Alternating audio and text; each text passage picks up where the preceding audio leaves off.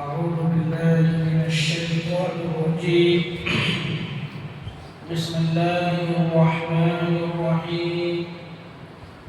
فلما ذهب عن إبراهيم الروع وجاءته البشرى يجادلنا في قوم لوط.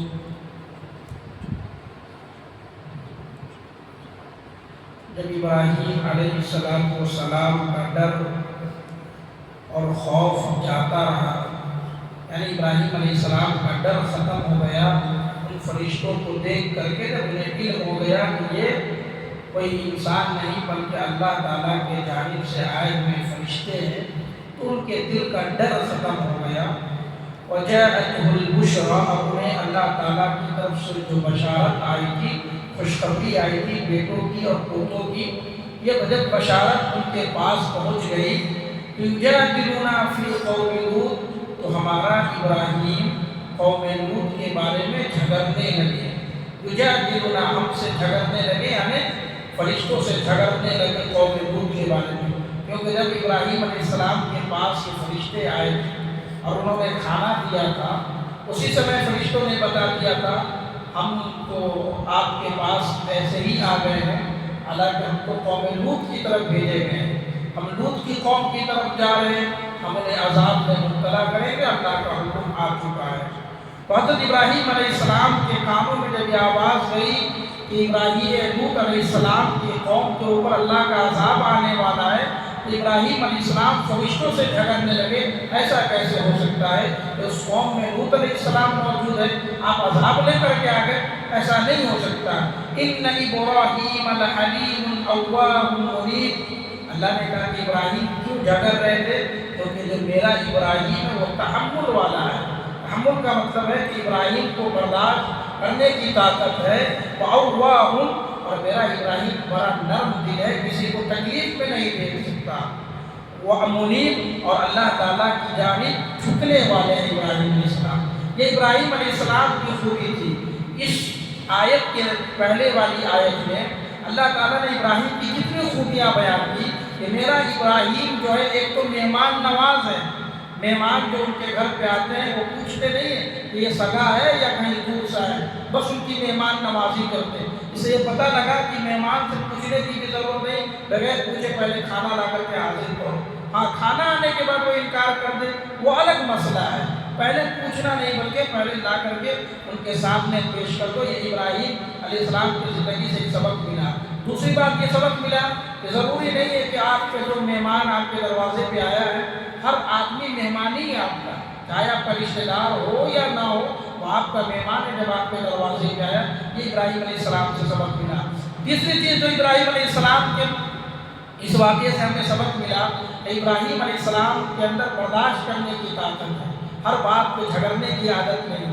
ابراہیم علیہ السلام تحمل والے ہیں، برداشت والے ہیں۔ اور چوتھی چیز اس آیت سے یہ ہمیں سبق ملا کہ حضرت ابراہیم علیہ السلام بڑے نرم دل ہیں، وہ کسی کو تکلیف میں نہیں دیکھ سکتے، حالانکہ قوم لوط نے بڑا برائی والا عمل کیا تھا، اس لیے اللہ کا عذاب ان کے پاس میں آیا، لیکن ابراہیم علیہ السلام اس کے لیے بھی لڑ رہے ہیں، انہیں مہلت دے دیا جائے، انہیں چھوڑ دیا جائے۔ یا ابراہیم اعرض عن ھذا، اللہ تعالیٰ کے جانب سے آئے ہوئے فرشتوں نے کہا اے ابراہیم اعرض عن ھذا، آپ اس خیال کو چھوڑ دیجیے، یہ جو آپ کے ذہن میں چل رہا ہے کہ ہم پلٹ کر کے چلے جائیں گے، عذاب نہیں آئے گا، اس خیال کو آپ اپنے دل سے نکال لیجیے۔ انہ قد جاء امر ربک، کیونکہ آپ کے رب کا حکم آ چکا ہے، جو تیرے رب کا حکم آ چکا ہے وہ پلٹنے والا نہیں ہے۔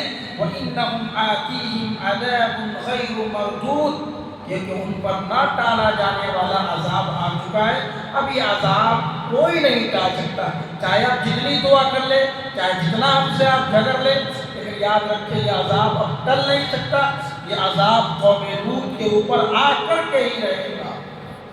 وَلَمَّا جَاءَتْ رُسُلُنَا لُوطًا سِيءَ بِهِمْ وَضَاقَ بِهِمْ ذَرْعًا وَقَالَ هَذَا يَوْمٌ عَسِيرٌ، اور جب ہمارے بھیجے ہوئے فرشتے لوط علیہ السلام کے پاس پہنچے، سِيءَ بِهِمْ، تو لوط علیہ السلام ان فرشتوں کو دیکھ کر کے ان کے دل بہت غمگین ہو گئے۔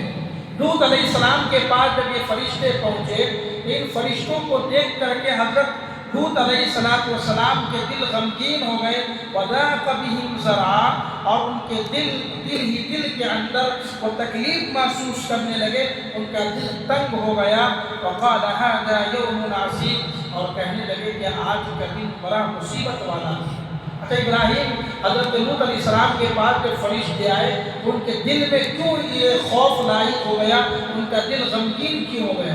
اس کی وجہ سب سے بڑی وجہ یہ تھی کہ جو فرشتے آئے تھے وہ بڑے خوبصورت تھے، بڑے خوبصورت فرشتے تھے، اور یہ خوبصورتی کو دیکھ کر کے حضرت لوط علیہ السلام اپنی قوم کو جانتے تھے کہ میری قوم کتنی ناکارہ قوم ہے، کتنی بدتمیز قوم ہے، جو فطری جو چیز ہے اس کے خلاف یہ کام کرنے والی قوم ہے۔ ان کو یہ ڈر لاحق ہوا کہ کہیں یہ لوگ، ہماری قوم کے لوگ اس مہمان کے ساتھ، کہیں مہمان کے ساتھ بدتمیزی نہ کر دیں، اس لیے حضرت لوط علیہ السلام کو ڈر لاحق ہوا، اور وہ کہنے لگے آج کا دن بڑا مصیبت کا دن ہے۔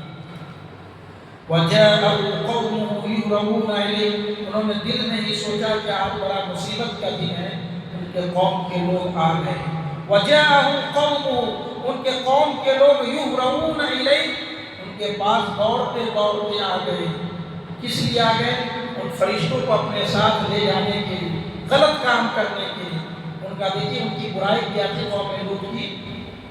قوم لوط کی برائی یہ تھی کہ قوم لوط جو انسان ہوتا ہے، انسان کا دور، ہم جیسے اپنی زبان میں بولتے ہیں انسان کا پچھواڑا، پیچھے والا حصہ، اس قوم کی عادت تھی کہ یہ پیچھے والے حصے سے زنا کرتے تھے۔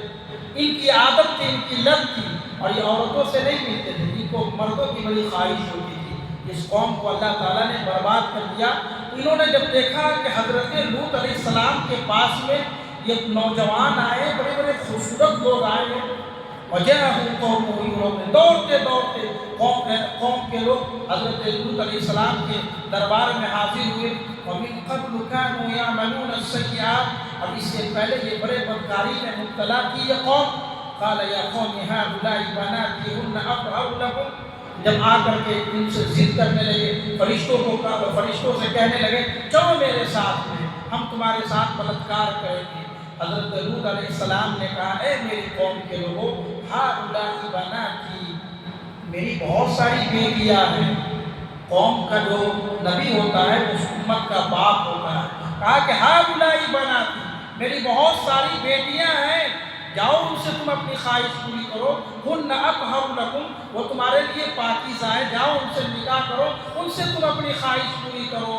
فاتقوا اللہ، اور اللہ سے ڈرتے رہو، ولا تخزونی فی ضیفی، اور میرے مہمان کے سامنے مجھے ذلیل مت کرو۔ الیس منکم رجل رشید، کیا تم میں ایک بھی آدمی سمجھدار نہیں؟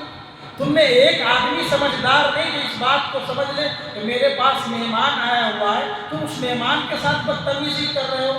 یاد رکھو تم میں سمجھدار انسان ایک بھی نہیں۔ یہ کتنی عاجزی کے ساتھ بول رہے ہیں، کتنی تکلیف ہے ان کو، حضرت لوط علیہ السلام کو اپنی قوم سے کتنی شکایت ہے، اور انہوں نے صاف کہا جاؤ میری قوم کی بیٹیاں موجود ہیں، ان سے نکاح کرو، ان سے اپنی خواہش پوری کرو، اور اللہ تعالیٰ سے ڈرتے رہو، اور میرے مہمان کے سامنے مجھے ذلیل تو مت کرو۔ قالوا لقد علمت ما لنا في بناتك من حق وانك لتعلم ما نريد، قوم کے لوگوں نے کہا لقد علمت ما لنا في بناتك من حق، اے لوط تو جانتا نہیں ہے کہ تمہاری بیٹیوں پر ہمارا کوئی حق نہیں۔ کیا مطلب؟ تمہاری بیٹیوں میں ہمیں کوئی دلچسپی نہیں ہے، ہمیں مزہ نہیں آتا ہے تمہاری بیٹیوں میں، ہمیں تو تمہارے بیٹوں میں مزہ آتا ہے، ہمیں بیٹیوں میں مزہ نہیں آتا۔ وَإِنَّكَ لَتَعْلَمُ مَا نُرِيدُ، اور اے لوط تو جانتا نہیں ہے کہ مجھے کیا چیز چاہیے، تو سب کچھ جان رہا ہے، ہمارے حوالے کر دیں ان لوگوں کو۔ قَالَ لَوْ أَنَّ لِي بِكُمْ قُوَّةً أَوْ آوِي إِلَىٰ رُكُنٍ شَدِيدٍ، حضرت لوط علیہ السلام نے کہا لو ان لی بکم قوہ، کاش تو میرے پاس طاقت ہوتی، میرے پاس قوت ہوتی تو میں تم سے مقابلہ کرتا۔ اور طاقت کا انہوں نے ذکر کیوں کیا؟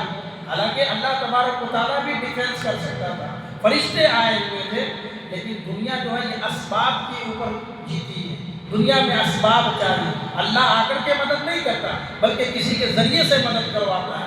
یہاں پہ حضرت لوط علیہ السلام نے اپنے بے بسی کا اظہار کیا اور کہا کاش کہ میرے پاس طاقت ہوتی میں تم لوگوں سے مقابلہ کر لیا ہوتا، میرے پاس میری اولاد ہوتی تو میں تم سب سے مقابلہ کر لیا ہوتا، تم لوگوں کو یہاں سے بھگا دیا ہوتا۔ او آبی الی رکن شدید، یا کاش کہ میرے پاس کوئی دیوار ہوتی، اس دیوار میں چھپ جاتا، لیکن تم سے میں نظر نہیں ملاتا۔ یہ حضرت لوط علیہ السلام نے اپنی بے بسی کا اظہار کیا۔ اللہ تعالیٰ سے دعا ہے رب العالمین ہم سب کو ان طریق باتوں پر عمل کرنے